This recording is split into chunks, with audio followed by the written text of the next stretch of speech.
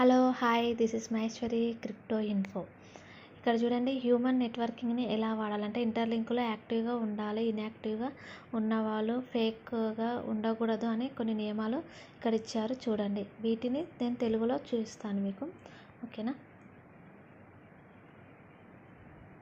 Okay, ఇక్కడ human నెట్వర్క్లో చేయాల్సినవి ప్లస్ చేయకూడనివి.